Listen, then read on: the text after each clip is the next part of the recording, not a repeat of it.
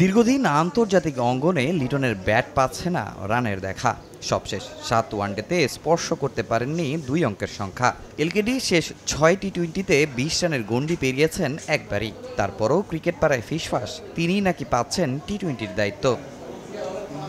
কারণটা শান্তর অধিনায়কত্ব থেকে সরে যাওয়া, শর্টার ফরম্যাটের ক্যাপ্টেন্সিতে তার জায়গায় লিটনকেই যোগ্য মনে করছেন অনেকে। শান্ত নিজেও আছেন অফ ফর্মে। সবশেষ বিপিএলে টাইগার কাপ্তান ঠিকঠাক সুযোগ পাননি একাদশে। টি-20 দলে তার প্রয়োজন নেই বলছেন সাবেকদের অনেকে। তবে জাতীয় দলের সাবেক কোচ ডেভিড হেম্প মনে করেন না সেটা। আমি মনে করি না তেমন বড় কোনো সমস্যা আছে। তাদের মূলত ধারাবাহিকতার অভাব। তবে কেন হচ্ছে না সে সমস্যা ঠিক করার অনেক চেষ্টা করছে। আমি বলবো তারা খুব ভালো ক্রিকেটার। আপনাদেরও মনে রাখতে হবে তারা খুবই ভালো। রান পেলে ঠিক হয়ে যাবে। কোহলির দিকে যদি তাকান, সেও কিন্তু দীর্ঘদিন রান করতে পারছিলেন না।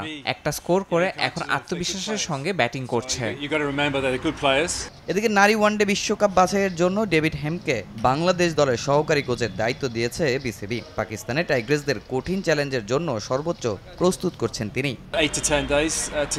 আমরা বেশ কয়েকদিন ধরে একসাথে আছি, বেশ কয়েকটি সেশন করেছি। আমাদের সামনে কঠিন চ্যালেঞ্জ। আমি এর আগে পাকিস্তান নারী দলেরও কোচ ছিলাম, তাই সেখানের কন্ডিশন কেমন হতে পারে তার ধারণা দিয়েছি। ক্রিকেটারদের ওপর আমার আস্থা আছে। আশা করছি বিশ্বকাপের জন্য আমরা কোয়ালিফাই করতে পারবো। লাহোরে আগামী 10 এপ্রিল থাইল্যান্ডের বিপক্ষে ম্যাচ দিয়ে ভারত বিশ্বকাপের বাছাই পর্ব মিশন শুরু করবে বাংলাদেশ। এর আগে 5 ও 7 এপ্রিল টাইগ্রেসদের দুটি প্রস্তুতি ম্যাচ খেলার কথা রয়েছে। তামিম হোসেন, সময় সংবাদ, ঢাকা।